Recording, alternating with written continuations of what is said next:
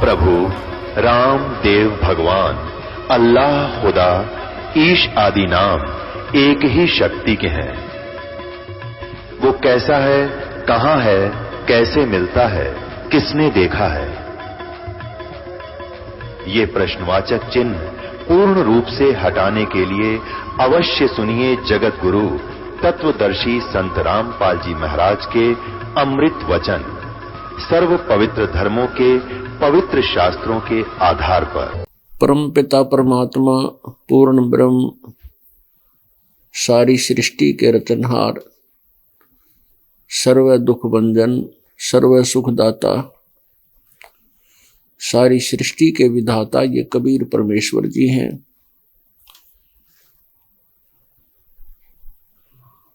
उसी कबीर परमेश्वर जी की असीम कृपा से आप पुण्यात्माओं को यह सत्संग उपलब्ध हुआ। पुण्यात्माओं, हम जिस लोक में रह रहे हैं ये लोक ठीक नहीं है, ये अपना निज स्थान नहीं है। हम तत्व ज्ञान के अभाव से इसी प्रोसेस को, इन्हीं क्रियाओं को हम अंतिम मान चुके हैं। जन्म हो जाना, संतान की इच्छा संतान हो जाना, फिर उनका विवाह शादी कर देना, फिर उनकी संतान की कामना करना, फिर हमारी मृत्यु हो जाए, कोई प्रॉब्लम नहीं। क्योंकि हमें तत्व ज्ञान नहीं था, जिस कारण से हम इसी प्रोसेस को, इन्हीं क्रियाओं को फाइनल मान लिया, अंतिम मान लिया, और इन्हीं पर दृढ़ होकर के हम क्रियावान कर लिया इनको, हम इन पर प्रयत्नशील रहे। परमात्मा स्वयं आते हैं, इस काल के द्वारा भ्रमित आत्माओं को, प्यारी आत्माओं को वो स्वयं ही यथार्थ ज्ञान बताते हैं कि ये तुम्हारा स्थान नहीं है, यहां तुम्हारे साथ धोखा किया हुआ है। आप जी को एक विशेष नशे के अंदर प्रभावित करके आपको यहां रोका हुआ है।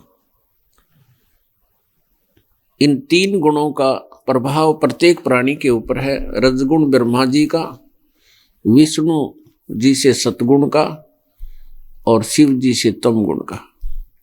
और इन तीनों गुणों के प्रभाव से हम यहाँ बंधे पड़े हैं। हमें और कुछ भी दिखाई नहीं दे रहा। जैसे किसी को नशा हो जाता है, उस नशे युक्त प्राणी को जितना भी उसका दिमाग काम करता है उसी को वो सही मान रहा होता है, और कोई दूसरा बताना चाहता है तो उसके बुत्त में नहीं आती, वो सुनता भी नहीं, अपने ही हिसाब से चलता है। तो आज हमारी इन तीनों गुणों के नशे से, प्रभाव से, ये त्रिगुणमयी माया की प्रभाव से हम इतना ही सोच पाते हैं, और इससे भिन्न कोई हमें बताना चाहता है, हमारी बुद्धि काम करना बंद कर देती है। परमेश्वर कबीर देव जी आते हैं और हमें बताते हैं कि तुम काल के जाल में फंसे पड़े हो और तुम्हारे को यहाँ विवश करके रखा हुआ है। परमात्मा कहते हैं, कबीर ये माया अटपटी, सब घट आन अड़ी, और किस किस को समझाऊं या कुएं भांग पड़ी। परमेश्वर कबीर जी बताते हैं, कबीर झूठे सुख को सुख कहे, ये मान रहा मन मोद, ये सकल चबीना काल का, कुछ मुख में कुछ गोद। परमात्मा कहते हैं कि तुम इस झूठे सुख को सुख मान रहे हो, ये सब काल की व्यवस्था है। ये काल कौन है और इसका क्या उद्देश्य है हमें यहाँ पर रोक के रखने का? श्रीमद् भगवत गीता अध्याय नंबर 11 के श्लोक नंबर 32 में यही काल बोल रहा है श्री कृष्ण जी में प्रवेश होकर। श्री कृष्ण जी के शरीर में प्रवेश करके यह काल बोल रहा है। ये कह रहा है कि अर्जुन, मैं बढ़ा हुआ काल हूं, मैं काल हूं, और अब देखो मैं ऐसे अपना एक विराट रूप दिखा रहा हूं, और मैं अब प्रवृत्त हुआ हूं। इन सभी सेनाओं के योद्धाओं को, सैनिकों को, इन सबको मैं मारूंगा। तू ना युद्ध करेगा तो भी मैं इनको मार डालूंगा, तुझे तो मैंने निमित्त बनाया है। पुण्यात्माओं, श्री कृष्ण जी काल नहीं थे। उन्होंने पहले भी कभी अपने आप को काल नहीं कहा, और महाभारत के युद्ध के बाद भी उसने कभी अपने आप को काल नहीं कहा। ये श्री कृष्ण में प्रवेश करके वो काल बोल रहा था, क्योंकि श्री कृष्ण जी युद्ध नहीं चाहते थे, फिर अर्जुन भी युद्ध नहीं चाहता था, और काल ये युद्ध करवाना चाहता था। क्योंकि कारण क्या है कि उसने 1 लाख मानव शरीरधारी प्राणियों के सूक्ष्म शरीर को तपस्या पर भूनकर खाने का श्राप लगा हुआ है, जिस कारण से ये काल हम सभी प्राणियों को यहाँ अपने आहार के लिए व्यवस्थित किए हुए हैं, और सबको बाई फोर्स यानी जबरदस्ती रोका हुआ है, और जबरदस्ती हमसे संतानोत्पत्ति करवाता है, जबरदस्ती हमें यहाँ रोक कर रखता है, मोह ममता से हमें यहाँ जकड़ा हुआ है। अब जैसे श्री ब्रह्मा जी के रजोगुण के प्रभाव से प्रत्येक प्राणी संतानों उत्पत्ति करता है। ये जीव के बस की बात नहीं है। जैसे किसी व्यक्ति को कोई नशा हो जाता है, वो कैसे चलता है, कैसे बोलता है, वो उसके बस से बाहर है। तो ऐसे इन तीनों गुणों से जीव प्रभावित है, जीव के बस की बात नहीं है। ये तीनों देवता ऊपर अपने अपनी नगरियों में रहते हैं। ब्रह्मा जी ब्रह्मापुरी में, विष्णु जी विष्णुपुरी में, और शिव जी शिवपुरी में, यानी इनके लोक हैं, शिवलोक, विष्णुलोक, ब्रह्मालोक। और वहां बैठकर ये हम 3 लोक के प्राणियों को, पृथ्वीलोक, स्वर्गलोक और नीचे पाताल लोक के प्राणियों को व्यवस्थित किए हुए हैं। उनसे निकल रहे वो गुणों की जो तरंग है, गुणों की जो प्रभाव है, वो हम तीनों लोकों के प्राणियों को प्रभावित कर रही है। जैसे किसी मकान में 3 कक्ष हों, 3-4 कक्ष हों, एक रसोई होती है, रसोई में छौंक लगता है मिर्चों का, और मूल वस्तु तो रसोई में होती है साकार, और उसका जो गुण का प्रभाव वो निराकार रूप में अन्य कक्षों में बैठे हुए प्राणियों को भी प्रभावित करता है। उनको छींकें आनी शुरू हो जाती हैं, तो वो छींकों को रोकना उस व्यक्ति के बस की बात नहीं है, क्योंकि वो मिर्चों के प्रभाव से वो छींक आएगी ही आएगी।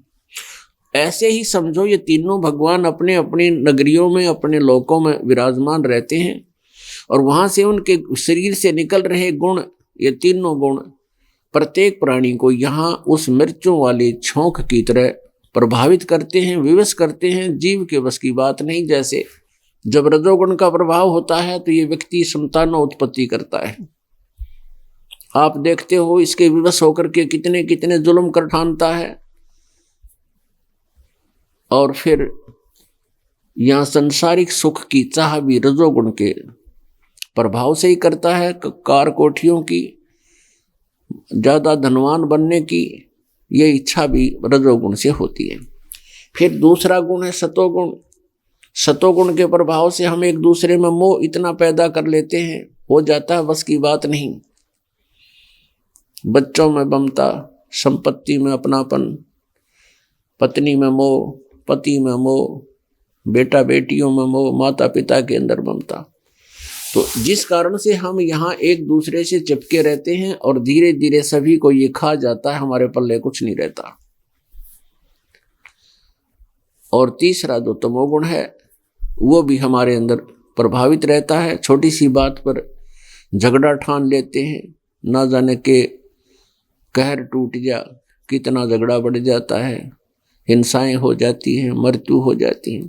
तो ये काल करवा रहा है और इन तीनों गुणों के प्रभाव से हम सभी यहाँ प्रभावित हैं, जीव यहाँ विवश है।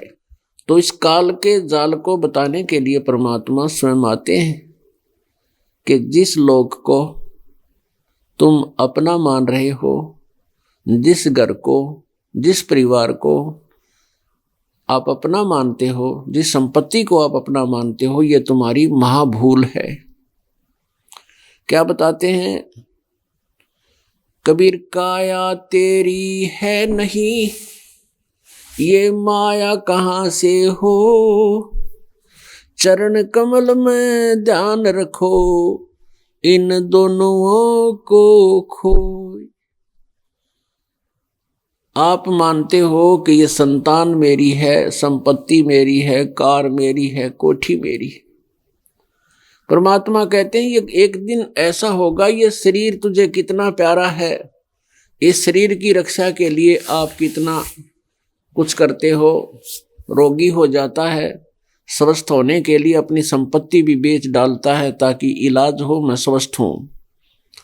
परमात्मा कहते हैं ये काया भी तेरी नहीं है, ये शरीर भी तेरा नहीं है, ये माया कैसे होगी तेरी।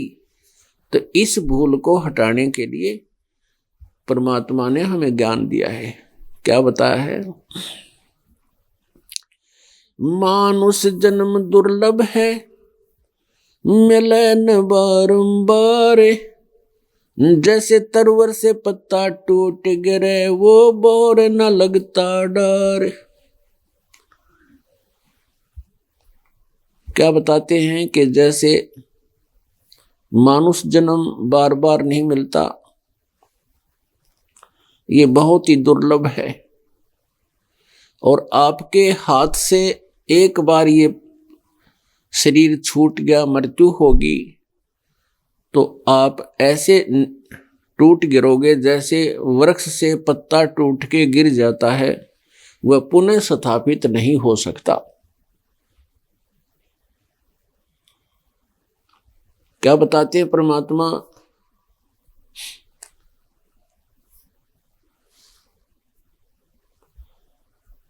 पतझड़ आवत देख कर बन रोवे मन माही, ऊंची टहनी पात थे, अब वो पीले हो जाही।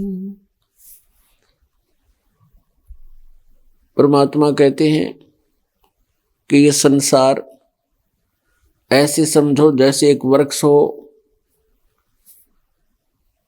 और वृक्ष के पत्ते टूटकर बसंत ऋतु में पतझड़ जिसे कहते हैं, पत्ते टूट टूट कर पीले होकर गिर जाते हैं, ना जाने कहां गंदे नालों में पड़कर सड़ते हैं। इसी प्रकार बताते हैं परमात्मा कि जब आपका जन्म हुआ, आप छोटे से बालक थे, युवा हुए, वृद्ध हो गए, सफेद बाल हो गए, और फिर मृत्यु की तैयारी होगी। क्या बताते हैं, पात झड़नता यूं कहे, सुन भई तरवर राय, अब के बिछुड़े नहीं मिले, न जाने कहाँ पड़ेंगे जाए। जैसे कोई परिवार का सदस्य मृत्यु को प्राप्त हो रहा हो, कोई ऐसा असाध्य रोग हो जाता है, सबको पता लग जाता है कि यह मृत्यु निश्चित है, उसको भी पता लग जाता है तेरी मौत आ चुकी है। तो उस समय वो व्यक्ति यही विचार करता है, परमात्मा अब मैं कहाँ जाऊंगा, आगे मेरा क्या होगा। और कुछ एक होते हैं जो ये चिंता करते हैं बहुत से कि मेरे बच्चों का क्या होगा, मेरी संपत्ति का क्या होगा, और कुछ एक फिर भविष्य की भी सोचते हैं कि भगवान आगे कहाँ जाऊंगा मैं, आगे क्या होगा मेरे साथ। तो उसको बुद्धिमान व्यक्ति आसपास बैठकर सांत्वना देते हैं कि भाई ये चिंता का विषय मत बना, मृत्यु तो सबकी होनी है, ना कोई रहा जगत में, ना कोई रह सकता, कोई पहले मर गया कोई बाद में मर जाता है, मृत्यु सबकी होती है और ये सच्चाई है। इसी प्रकार परमात्मा हमें एक वृक्ष का उदाहरण देकर बताना चाहते हैं। पात झड़नता यूं कहे, सुन भई तरवर राय, अब के बिछुड़े ना मिले, ना जाने कहां पड़ेंगे जाए। अब तरवर कहता पात से, सुनो पात एक बात, यहाँ की यह रीति है, एक आवत एक जात। अब परमात्मा कबीर जी, कबीर भगवान हमें कितने अच्छे तरीके से समझाना चाहते हैं कि इस काल के लोक में, इस ब्रह्म के लोक में, ये एक यहाँ की रीति है, हार्ड एंड फास्ट रूल है, फाइनल रूल है इसका, कि जन्म और मृत्यु सदा बनी रहेगी। यहाँ की यह रीति है, एक आवत एक जात। जैसे बसंत ऋतु में जो पहले वाले पत्ते होते हैं वृक्षों के, वो पीले होकर अपने आप टूट टूट कर झड़ जाते हैं, वो तो चले जाते हैं। कोई कहीं झाड़ बोझड़ों पर जा रहता है, कोई नीचे गंदे नालों में कट जाता है, पैरों के नीचे, पशुओं के नीचे कटता है, गल जाता है। और उसके तुरंत बाद ही फिर छोटी छोटी कोपल फूट आती है और फिर वृक्ष हरा भरा हो जाता है।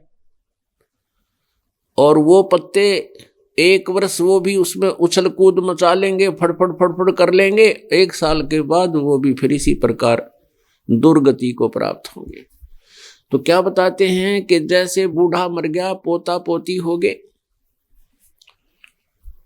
ऐसे ही एक दिन वो पोता पोती भी वृद्ध होकर के ऐसे ही चले जाएंगे और उनके फिर आगे से नीची कोपल फूट आएंगी। तो यहाँ बताते हैं, तरुवर कहता पात से, सुनो पात एक बात, यहाँ की यह रीति है, एक आवत एक जात। पोता आ गया, दादा की टिकट कट गई। तो कहने का भाव ये है कि ये के प्रोसीजर है, ये के जीवन है आपका यहाँ, जिसको तुम फाइनल मान बैठे। लेकिन हमें अभी तक कोई ये बताने वाला नहीं था कि जन्म और मृत्यु सदा के लिए समाप्त हो सकती है, जिस कारण से हम इसी प्रोसेस को अपना बैठे, फाइनल अंतिम मान लिया। अब परमात्मा हमें क्या बताते हैं कि जैसे तुम जो साधनाएं करते हो, आप जी जो साधनाएं करते हो, उनसे ये जन्म और मृत्यु का प्रोसीजर कभी समाप्त नहीं हो सकता। ये जन्म और मृत्यु का जो व्यवस्था है, ये कभी समाप्त नहीं हो सकती। आप जी किसकी पूजा करते हो? कोई तो श्री विष्णु जी यानी श्री राम या श्री कृष्ण रूप में, और कोई भगवान शंकर जी, कोई दुर्गा जी, कोई भैरव भूत हनुमान, और कोई तीर्थ व्रत ग्यास रोजा, और कोई जैसे मुसलमान भाई हैं ये बेचून अल्लाह की उपासना करते हैं। ऐसे ही ईसाई भी परमात्मा को निराकार बताते हैं और ब्रह्म तक की साधना ही उनकी अंतिम साधना है। तो इन साधनाओं से, जैसे ब्रह्म तक की पूजा से जीव का जन्म और मृत्यु समाप्त नहीं हो सकता, और किए हुए कर्म का जो दंड है उसे भोगना ही पड़ेगा। किसी के पूर्व जन्म के पुण्य है तो पुण्य मिलेंगे, उनके पाप के कारण कोई संकट कष्ट है तो कष्ट भोगना ही पड़ेगा। एक पूर्ण परमात्मा है, पूर्ण परमात्मा परम अक्षर ब्रह्म कबीर देव कबीर साहब ही हमारे इस जन्म और मृत्यु के रोग को सदा के लिए समाप्त कर सकते हैं। और जब तक आप यहाँ रहोगे इस संसार में, तो आपके ऊपर आने वाले जो प्रारब्ध में प्रारब्ध होता है, जो आपकी किस्मत में लिख रखा है, इस मनुष्य जीवन के अंदर आपके पुण्य और पापों का दोनों का एवरेज मिला के, जैसे संचित कर्म आपके पहले रखे हुए हैं, संचित हैं, जो पहले जन्म जन्मांतर के आप जिन इकट्ठे किए हुए हैं, वो आपके पुण्य अलग रखे हैं, पाप अलग रखे हैं भगवान के दरबार में, और उनका अकाउंट है। तो उनमें से जैसे जिसके पाप ज्यादा हैं तो उनमें से एवरेज पाप ज्यादा ले लिए, और जिनके पुण्य कम हैं तो पुण्य कम, दोनों को मिलाकर एक जीवन मनुष्य का दे दिया। तो जिनके पाप ज्यादा हैं उनको दुख ज्यादा हैं, जिनके पुण्य ज्यादा हैं उनको सुख ज्यादा हैं, उसी रेशों से। लेकिन दुख और सुख दोनों को ही है। तो इस प्रकार हम जो प्रारब्ध कर्म में हमारी किस्मत में मनुष्य जीवन में जो लिखा हुआ दुख है, वो किसी भी साधना से, ना ब्रह्मा जी की साधना से, ना विष्णु जी की साधना से, ना शिव जी की साधना से, ना दुर्गा जी की साधना से, ना ब्रह्म से, ब्रह्म की उपासना से, और न ही पर ब्रह्म की उपासना से हमारा वो प्रारब्ध का कर्म पाप नहीं कट सकता उससे, और उसके कटे बिना सुख नहीं हो सकता। जैसे कि आपको बताया कि किसी के पैर में कांटा लगा हो, उस कांटे के कारण दुख है, और कांटा निकले तो सुख हो। तो ऐसे ही प्रारब्ध कर्म कटे, समाप्त हो, उसका नाश हो पाप का, तो सुख हो। तो सुख करने वाला पाप नाशक परमात्मा कबीर अंगारी असी बंभारी असी, यजुर्वेद अध्याय नंबर 5 का श्लोक नंबर 32 मंत्र 32 बताता है कि वो कबीर नामक परमात्मा है, वो पापों का शत्रु है, पाप नाशक है, और बंभारी बंधनों का शत्रु यानी बंदी छोड़ है। और परमेश्वर भी स्वयं कहते हैं, अमर करूं सतलोक पठाऊं, तात बंदी छोड़ कहाऊं। बंदी छोड़ हमारा नामम, अजर अमर है अस्थिर ठामम। परमात्मा कहते हैं, तुम कौन राम का जपते जापम, और ताते कटे ना तुम्हारे तीनों तापम। तो कबीर परमेश्वर पूर्ण ब्रह्म ये हमारे जन्म और मृत्यु के रोग को नाश कर सकते हैं। ये हमारे प्रारब्ध में आने वाले दुखों का नाश कर सकते हैं। जैसे कल रात्रि में आपको दिखाया था, यजुर्वेद अध्याय नंबर 8 का मंत्र नंबर 13 में 6 बार लिख रखा है कि वो पूर्ण परमेश्वर, पूर्ण परमात्मा अपने साधक के जो दान देता है, दान देने वाले के, या कोई वैसे भी कोई कर्म किया है, पहले कर रखा है या अब हो चुका है अनजानपने में, परमात्मा की शरण में आने से उसके सर्व पापों का नाश कर देता है। और पापों का नाश होने से सुख होगा, वैसे तो सुख हो ही नहीं सकता। तो पाप नाशक परमात्मा केवल कबीर अंगारी असी, वो कबीर है और कोई भगवान नहीं है। तो हमने उसी की पूजा करनी पड़ेगी, हमें उसी परमात्मा की साधना करनी पड़ेगी, जिससे हमारी जन्म और मृत्यु सदा के लिए समाप्त हो, और इस जीवन में हम सुखी हों। सुखी का मतलब है कि यहाँ जो हमारे ऊपर आपदाएं आ रही हैं ये टलें, और ताकि हम भक्ति करके परमात्मा में रुचि बने। जैसे आपके ऊपर कोई आपदा आई है, संकट आए हैं, और परमात्मा उनको ठीक करेगा तो आपकी श्रद्धा बढ़ेगी और फिर आपकी रुचि बनेगी भगवान की भक्ति करने में। और आप पर आपदाएं आती रहें तो आप भक्ति नहीं कर सकते। तो इसलिए परमात्मा पहले आपको सुख देगा ताकि आप भगवान में विश्वास कर सको, और विश्वास बिना भक्ति बन नहीं सकती। तो उनको लाभ होगा जो सच्चे दिल से इस कबीर परमेश्वर को स्वीकार करेंगे और आन उपासना सपने में भी नहीं करोगे। जो पहले पूजा आप करते थे वो साथ करते रहे तो भगवान राजी नहीं होगा। ये नियम है इस मालिक का, इसलिए आपको ये नियम बताए जाते हैं। सभी नियमों को आप फॉलोअप करो, इनका पालन करो और फिर देखो सुख भगवान के। आप दांतों तले उंगली दबाओगे कि हमने सुना था कि भगवान ऐसा करता है, लेकिन होता आपको यही दिखाई देगा। तो पुण्यात्माओं, परमात्मा हमें क्या याद दिलाते हैं कि तुम यहां इस काल के लोक में इस झूठे सुख में सुखी होगे। किस चीज को सुख मान लिया? जैसे किसी के संतान नहीं है और वो संतान की कामना करता है, संतान होगी तो उसने मान लिया मैं सुखी हो गया। अब जो संतान फिर क्या होता है, जैसे परमात्मा कहते हैं बेटा जाया खुशी हुई और खूब बजाए थाल, ये तो आना जाना लगा हुआ है जो कीड़ी का नाल। जैसे पुत्र होता था राजाओं के, राजा लोग तो बैंड बाजे बजा के सहनाई बेरी बजा के अपनी खुशी प्रकट करते थे कि भी लड़का हो गया राजा के, और गरीब आदमी उसकी रीस करा करते थे। इतना ब्यों तो होता नहीं, बाजे बजवा दे। वो लड़का होने की खुशी में थाली बजाया करते, थाली डंडी तक। आस पास पता लग जाता कि उनके कोई डिलीवरी होनी थी और उनके घर में आज थाली बज रही है तो लड़का हो गया।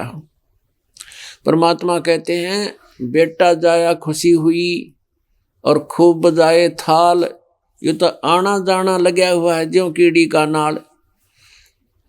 अब किसी व्यक्ति के विवाह के 10-12 वर्ष के बाद पुत्र हुआ, वो भी इकलौता पुत्र था अपने पिता का जिसका पुत्र हुआ। फिर उन्होंने बड़ी खुशी मनाई, आसपास के कई गांवों को बुलाकर जश्न मनाए, खूब खर्च किया, और 1 वर्ष के से पहले ही नेक्स्ट जन्मदिन आने पहले वो लड़के की मृत्यु होगी। जन्म हुआ तब तो खुशी मना रहे थे, फूले नहीं समा रहे थे, और फिर अगले जन्मदिन से पहले उसकी मृत्यु हो ली, 1 वर्ष से पहले ही। अब टक्कर मार रहे हैं, रो रहे हैं। तो परमात्मा कहते हैं झूठे सुख को सुख कह तू मान रहा मनमोद, ये सकल जबीना काल का कुछ मुख में कुछ गोद। अब जैसे हम यहाँ ड्रामाबाजी करते हैं विवाह के समय, कोई डीजे बजाता है, कोई बैंड बाजे बजाता है, डांस करते हैं, उद्मस्तार देते हैं। ये कोई एक मानुष का कार्य है। अब जैसे किसी ने विवाह हो रहा था लड़के का, लड़के वाले बड़े खुशी मना रहे थे, नाच रहे थे, गा रहे थे, और वो अगले दिन बारात जा रही थी। रास्ते में दुर्घटना होगी, दूल्हा भी मारा गया और एक ही उसी परिवार के 3-4 सदस्य और मारे गए। अगले दिन समाचार पत्र में डिटेल आई थी, उनकी बुरी तरह रो रहे थे, और पहले दिन वो नाच रहे थे, गा रहे थे, बुरी तरह उद्मस्तार रहे थे, और अब टक्कर मार कर रो रहे हैं। तो यहाँ नानक साहब जी कहते हैं ना जाने काल की कर डारे, किस विध डल जा पासा वे, और जिनाते सरते मौत खुड़क दी उनानू केड़ा हासा वे। जिनको ज्ञान नहीं, जिनके ये त्रिगुणमयी माया का नशा है, वो लोग ऐसा किया करते हैं। और इस सत्संग के सुनने से, परमात्मा की महिमा से परिचित होने से हमारी ये नशा उतर जाएगा, ये बकवादें छूट जाएंगी, और हम एक सिंपल मैन बन जाएंगे जो भक्ति के लिए आवश्यक है। तो इसलिए पुण्यात्माओं, हम 90% दुख हम स्वयं उत्पन्न किए बैठे हैं। बीड़ी, शराब, मांस, तंबाकू का प्रयोग इस जीव के लिए महा हानिकारक है और इसका शत्रु है भक्ति का, और ये सभी कर रहे हैं। लगभग 90% अवश्य कर रहे हैं। शराब पीने वाला ना जाने कितना नुकसान कर देता है, आप भी दुखी, परिवार को दुखी करे, रिश्तेदारी तक भी तंग हो जाते हैं उससे, और घर का नाश करे। तंबाकू प्रयोग कभी नहीं करना चाहिए, ये बहुत खतरनाक बताया है, शरीर के लिए भी, समाज के लिए भी। वातावरण में प्रदूषण सबसे ज्यादा तंबाकू के धुएं से होता है, और शरीर में सबसे ज्यादा हानि इस तंबाकू से होती है। भक्ति में सबसे ज्यादा बाधक तंबाकू है, इसका धुआं है, और शराब तो है ही नाश करने वाली, और मांस तो भूल कर भी छूना नहीं चाहिए था। अब जैसे कोई हमारे बच्चों को काट के खावे, कैसा लगे, और हम एक बकरी के बच्चे को, भेड़ के बच्चे को, या कोई भैंस गाय को खाते हैं, तो इंसान का आहार नहीं है ये तो शैतानों का आहार था, और हमने अज्ञानता से सभी ने स्वीकार कर लिया, तो ये त्याग देना चाहिए। तो इससे 50-60% राहत आपको मिल जाएगी, आपका खर्चा कम होगा, और एक जीवन भी मनुष्य जैसा बन जाएगा। उसके बाद जो हम विवाह शादी में, कार कोठी लेने में, बनाने में जो खर्च करते हैं, ये भी हमारी नालायकी है। परमात्मा कहते हैं कि यहाँ इतना ही स्थान चाहिए आपको जिसमें टाइम पास हो जाए। कबीर साहब कहते हैं, घर तो 3.5 हाथ और गना तो 4.25, और कह कबीर अधिका गहे ताको नहीं विचार। घर आदमी को 3.5 हाथ का, अपना शरीर जो मनुष्य का होता है, उसके अपने 3.5 हाथ की उसकी लंबाई होती है। माप का देख लेना, ये यहाँ से लेकर इतना एक हाथ कहलाता है, ये इतना, और ये 3.5 हाथ का शरीर होता है आपका।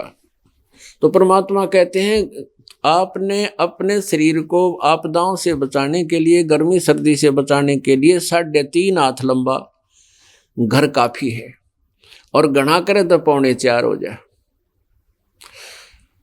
और कहते हैं, इससे ज्यादा अगर तू व्यवस्था करता है तो नालायक आदमी है तू, तुझे विचार नहीं है। अब जैसे एक व्यक्ति ने कोठी बना रखी, और डींग मारे उसके रिश्तेदार कहने लगे उसका 12 कमरे हैं, 4 तलर, 4 ऊपर, 4 और तीसरी मंजिल पर, और वो सोए कहाँ है, एक 4पाई पे, एक कमरे की कोण में, और बाकी वो वैसे ही पड़ा, उसने शर्मा मारेगा, बता क्या करेगा वो। और उसके खर्चा कितना, और फिर पीछे तो कर्जा ले लिया, या 2 नंबर के काम करे होंगे हैं, वो परेशान कर रहे होंगे, लोग दिखावा करने के लिए 100 इधर उधर के ओल सोल करता है प्राणी। अब बात रही जैसे विवाह करते हैं बच्चों का विवाह परमात्मा ने कर रखा होता है, क्योंकि संस्कार भगवान ने पहले जोड़कर तैयार कर रखे होते हैं। तो उसमें हमने घना ड्रामाबाजी नहीं करनी चाहिए। बच्चों का विवाह वचन से होता है, बच्चों का विवाह वचन से होता है। भाई हमने अपनी बेटी आपके पुत्र से इसका विवाह कर दिया, नाता जोड़ दिया, वो कहते हैं ठीक है हमने स्वीकार कर लिया, तो हो गया ब्याह। इसमें चाहे सिंपल खाना खा लो, चाहे इसमें ढोल पीट लो, और चाहे इसमें नाच गा लो, बात वह है कि वह उतनी ही है। बच्चों का संस्कार जोड़ देना है और उनको विदा कर देना। इससे फालतू हम करते हैं तो हम बकवाद करते हैं वो। तो इस प्रकार हमने हर प्रकार से अपने इस वाहियात खर्चे को कम करना है। और फिर देखना 20% मेहनत से आपका गुजारा सुथरा चलेगा, और फिर बाकी जो समय आपको मिलेगा वो भक्ति करेंगे, भगवान का नाम जपया करेंगे। तो इस प्रकार हमने अपने आप को एक साधु भक्तों वाले लाइन पर लाना है, तब हम भक्ति कर सकते हैं। अभी शुरुआत है इस मार्ग की। पुण्यात्माओं कुछ दिनों में देख लेना, आप सब तंग पा रहे ब्याह की व्यवस्था से। एक बेटी होती है, बेटी कितनी अच्छी संतान होती है, पहले माता पिता के घर पे काम करती है, और फिर जैसा उसको यहाँ विदा कर दिया तुरंत चली जाती है और जा करके अगले सारा जीवन दूसरे के घर में पशु की तरह लगी रहती है।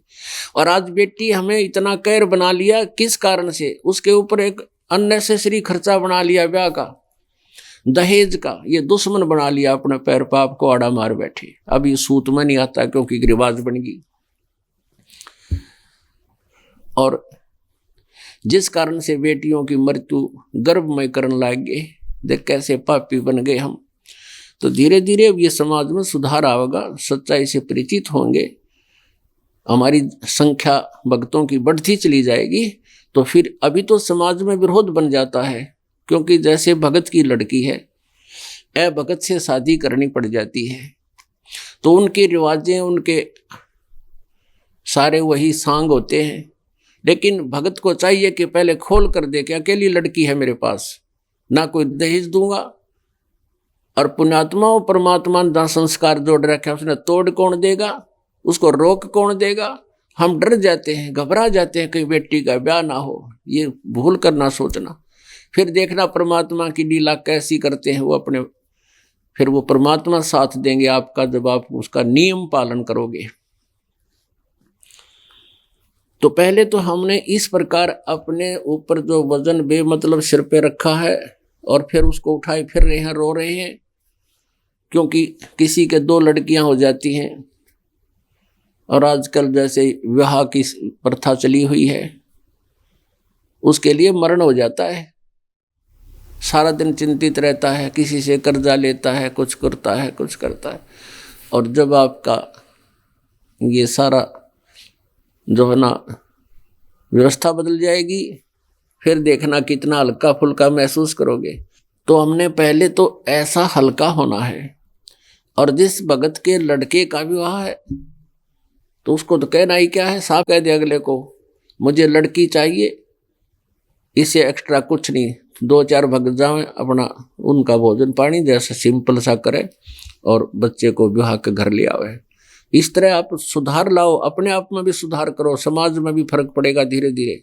और पुण्यात्माओं, जब तक हम भगवान पर विश्वास नहीं करेंगे, हम दूसरे के धन को चाहते हैं, जैसे विवाह में दहेज में, तो वो पैसा आपके पास नहीं रहेगा, वो किसी और कारण से कहीं, जैसे बेटी वाला दुखी हो करके, वो तो आत्मा, देखो सबके पास धन नहीं है और एक रिवाज बन गई अब इस तरह का, ऐसा करना वैसा करना, तो उसकी आत्मा बहुत दुख पाती है और वो फिर देना भी पड़ता है, क्योंकि बेटी को पराई करना है।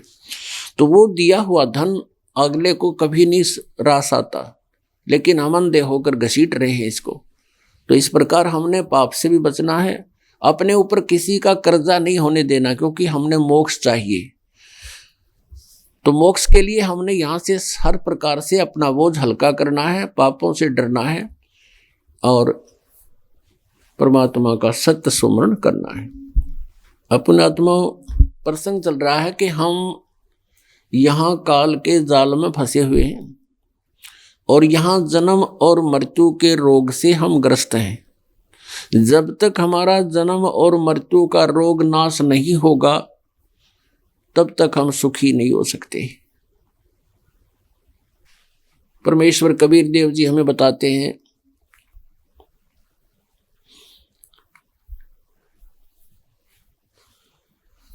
दुख में सुमरण सब करे, सुख में करे ना कोई, जय सुख में सुमरण करे तो दुख काहे को होवे।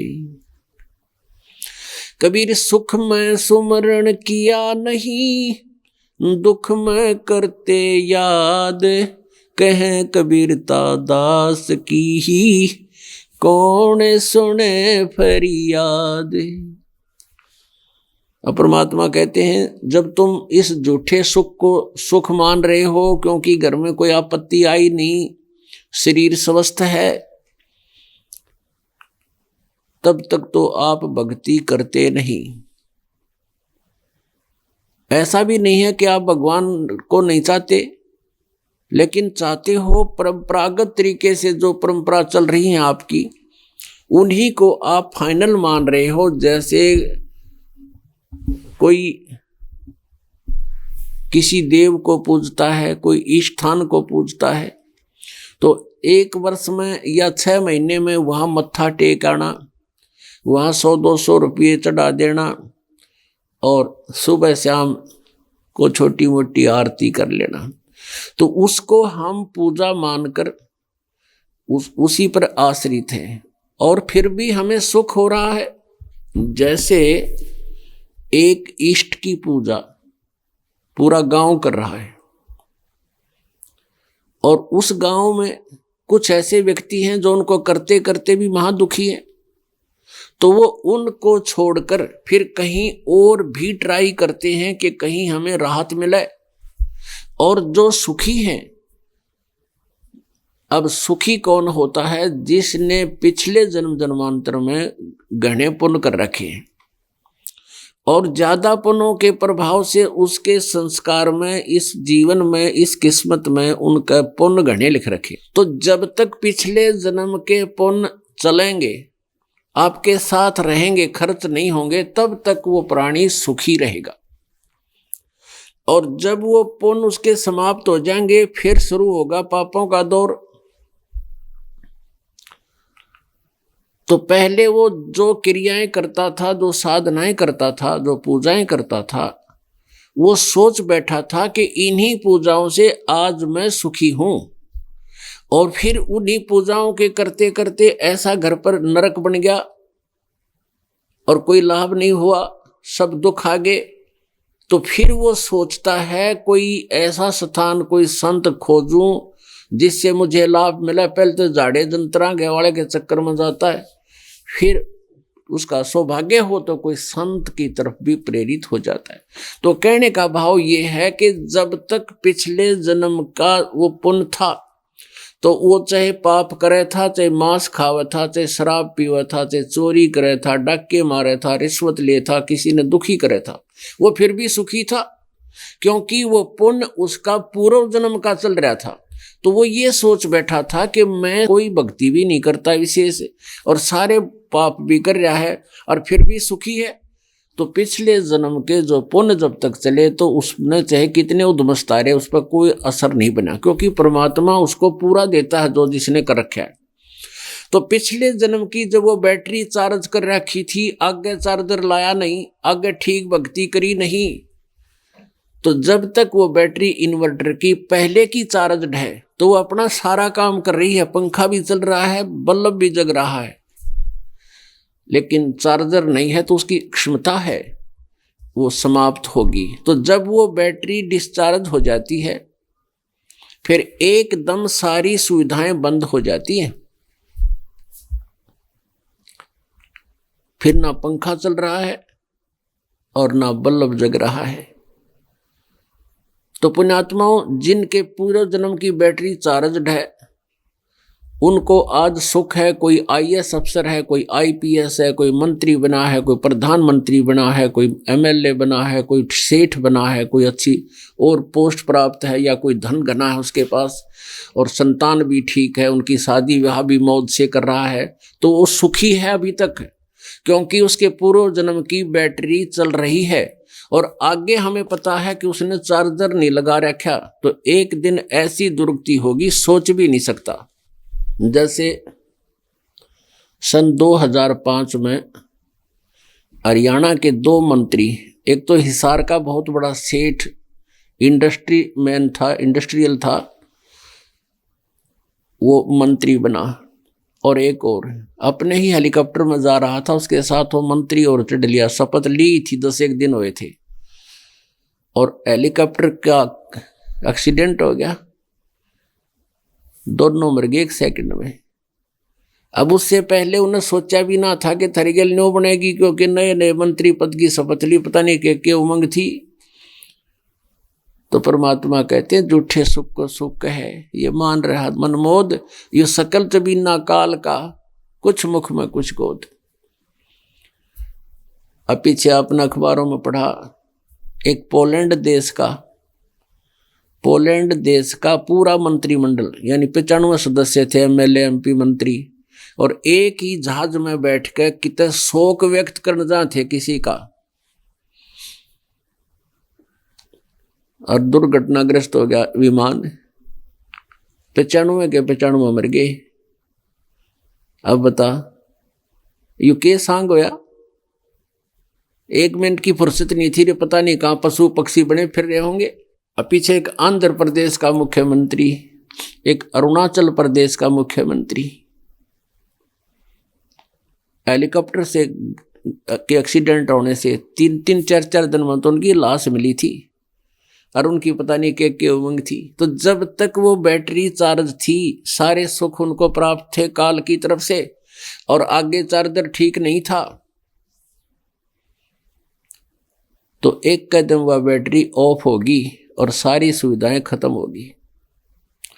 अपने आत्माओं इस कबीर परमेश्वर की शरण में आने से, कहते सतगुरु की शरण में आने से आई टले बला, जय मस्तक में सूली हो वो काटे में टल जा। अब ये परमात्मा एक और कमाल करता है कबीर परमेश्वर। कबीर साहब कहते हैं, कबीर ये तन जाएगा सके तो ठाहर ला, एक सेवा कर पूरे संत की और फिर गोविंद के गुण गा। अब ठाहर कैसे लगती है? जैसे आपकी आयु समाप्त होगी, आपके प्रारब्ध में लिख रखे हैं और आपने उपदेश ले लिया परमात्मा का। आपका उद्देश्य इस ज्ञान से केवल इतना रह जाएगा, हे परमात्मा अगर हमें और जीवन मिले तो आपकी भक्ति करें। अभी तक तो हमने काल के ही डले डोए हैं, अब आपका ज्ञान हुआ है प्रभु, आप उचित समझें तो अपने दास को अगर जीवन दान दें तो आपकी भक्ति करवाना। तो इस भाव से जब आप प्रार्थना करोगे, अवश्य करनी पड़ेगी, क्योंकि आपको पता चल जाएगा कि भक्ति मनुष्य जीवन मिला ही भक्ति के लिए। तो ये परमात्मा कबीर परमेश्वर पूर्ण ब्रह्म आपकी आयु भी बढ़ा देगा। आयु कैसे बढ़ेगी? परमात्मा बताते हैं कबीर जी के, जैसे कबीर ये तन जावेगा सके तो ठाहर ला, एक सेवा कर परम संत की, यानी उसकी शरण में आकर पूजा कर और फिर गोविंद के गुण गा। कौन से गोविंद के? परम अक्षर ब्रह्म के, जो हमें सुख दे सकता है, हमारे पाप नाश करता है, हमारी आयु बढ़ा सकता है। तो जैसे पहले पुराने समय में हम देखा करते थे, हमारे जो पूर्वज थे उनके घरों में छत देते थे, उसका सतीर लगाते थे, एक वुडन बीम होता था सतीर, और कड़ियों की छात होती थी, बैटन, वुडन बैटन बोला करते हैं, लकड़ी की कड़ी। और उनमें से कई बार क्या होता था कि कोई सतीर, वो सतीर क्रैक हो जाता था या कोई कड़ी क्रैक हो जाती थी, तो कड़ी टूटने का खतरा होता था, कड़ी या सतीर टूटने का खतरा होता था। तो क्या करते थे, उसके बीच में एक बल्ली ला देते थे, मोटी लकड़ की बल्ली, या कोई नया पिलर चिनके ईंटों का, बाद में तो ऐसा करने लगे, नहीं पहले ईंटें नहीं थी, तो उसमें नीचे बल्ली लगा देते थे मोटे लकड़ की, और नीचे से उसको छत उस सतीर के अड़ा देते थे, ठोक देते थे उसको, तो वो उसको ठाहर लगी, उसको सपोर्ट मिल गया। फिर वो सतीर और वो छत मनमाना 20 वर्ष तक ना टूटे, और वो ठाहर ना लगती तो सतीर टूट जाता, सारी छत गिर जाती। तो परमात्मा कहते हैं कि आपकी आयु रूपी जब सतीर टूटेगा, जब ठाहर नहीं ला रखी तो वो टूटेगा, फिर आपकी मृत्यु होगी ही होगी। और इस परमात्मा कबीर जी का यूं नाम मिल गया था, यूं सोच लो, फिर वह सपोर्ट लाग गया आपके आयु रूपी सतीर का, फिर वो मनमाना 20 वर्ष और काट दे, 40 वर्ष और निकाल दे। तो यहां और केवल एक परमात्मा है, वो पूर्ण ब्रह्म है, परम अक्षर ब्रह्म है, वही हमारी इस आयु को भी बढ़ा सकता है। अब चारों वेद गवाही देते हैं, और आंखों देखा जिनको परमात्मा प्राप्त हुआ वो संत गवाही देते हैं कि वो कबीर परमेश्वर है, जो आप जी की आयु भी बढ़ा सकता है, आपके पापों का नाश कर सकता है, आपको सुखी कर सकता है, आपकी जन्म और मृत्यु को सदा के लिए समाप्त कर सकता है। अब ऋग्वेद मंडल नंबर 9 सूक्त नंबर 86 और मंत्र नंबर 26-27 में, ऋग्वेद मंडल नंबर 9 सूक्त नंबर 82 मंत्र 1, 2, 3 में, ऋग्वेद मंडल नंबर 9 सूक्त नंबर 96 मंत्र 16 से 20, ऋग्वेद मंडल नंबर 9 सूक्त नंबर 20 मंत्र नंबर 1 में, ऋग्वेद मंडल नंबर 9 सूक्त नंबर 1 मंत्र नंबर 8 और 9 में। और भी अनेकों स्थानों पर क्या बताया गया है, इसका सारांश बताते हैं थोड़ा सा सिंपल में, शॉर्ट में, संक्षिप्त में, कि पूर्ण परमात्मा कबीर देव है, कबीर साहब है, और वो ऊपर तीसरे मुक्ति धाम यानी सतलोक में रहता है, उस अमर धाम में रहता है, सनातन परम धाम में रहता है, और वहां से गति करके आता है, वहां से चलकर आता है, और अपनी नेक आत्माओं को, जो दृढ़ भक्त होते हैं, पक्के भगत, उनको मिलता है, फिर उनको ज्ञान देता है। वो परमात्मा पाप नाशक है और उनको ज्ञान देता है, और वो परमात्मा तीन प्रकार से अपना जो है ना व्यवस्था करता है, 3 प्रकार के शरीर में। एक शरीर उनका सतलोक में है, वो इतना तेजों में है कि करोड़ सूर्य मिला दे, करोड़ चंद्रमा, तो भी उनके एक रोमकूप की शोभा अधिक है, उसकी रोशनी ज्यादा है।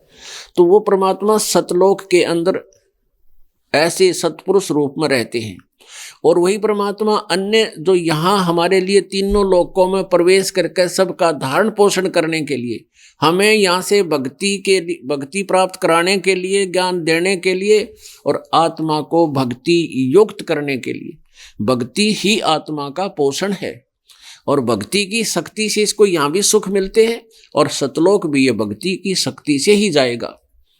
तो उसके लिए उनका अन्य और 2 प्रकार से आते हैं। एक तो एक युग में, प्रत्येक युग में वो परमात्मा एक लीला करते हैं, एक शिशु रूप धारण करके एक आम व्यक्ति की तरह, बच्चे की तरह धीरे धीरे लीला करते हुए बड़े होते हैं।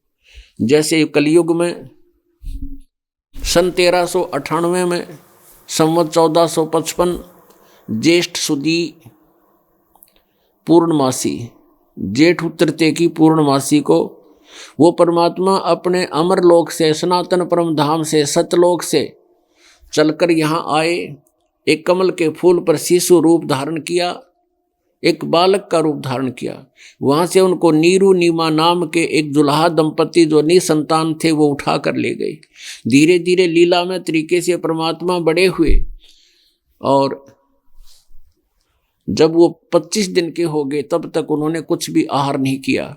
माता पिता चिंतित हुए, जो मुंह बोले माता पिता थे। फिर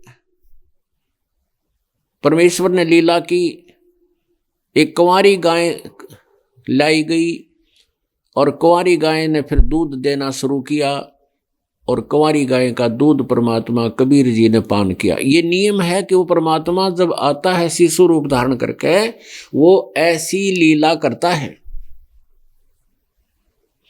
ऋग्वेद मंडल नंबर 9 सूक्त नंबर 1 मंत्र नंबर 8-9 में यही प्रमाण दिया है कि वो परमात्मा एक तेजोमय शरीर को, सुंदर शरीर को प्राप्त होकर के यहाँ प्रकट होता है, और उसका 3 प्रकार 3 सतिथि में वो सबका धारण पोषण करता है। प्रथम सतिथि सतलोक में आपको बता दी, करोड़ सूर्य करोड़ चंद्रमा मिला दे, उनके रोमकूप की शोभा इतनी होती है। दूसरी सतिथि है कि वो एक शिशु रूप धारण करके यहाँ आजीवन एक लीला करता है, एक मनुष्य की तरह पूर्ण रूप से युवा होते हैं, फिर अपने प्रचार करते हैं, अपना हाथ से कार्य करके जनसाधारण की तरह कर्म करते हैं, और प्रचार भी अपने ज्ञान का वो करते रहते हैं।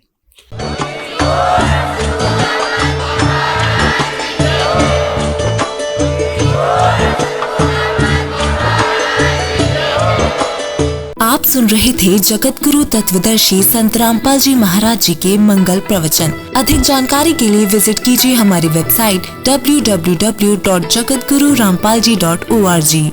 संत रामपाल जी महाराज जी के शुभ आशीर्वाद से पूरे विश्व भर में 500 से भी ज्यादा नाम दीक्षा केंद्र हैं, जिन पर संत रामपाल जी महाराज जी द्वारा ऑनलाइन निशुल्क नाम दीक्षा दी जा रही है। अपने नजदीकी नाम दीक्षा केंद्र का पता करने के लिए संपर्क करें 8222880541।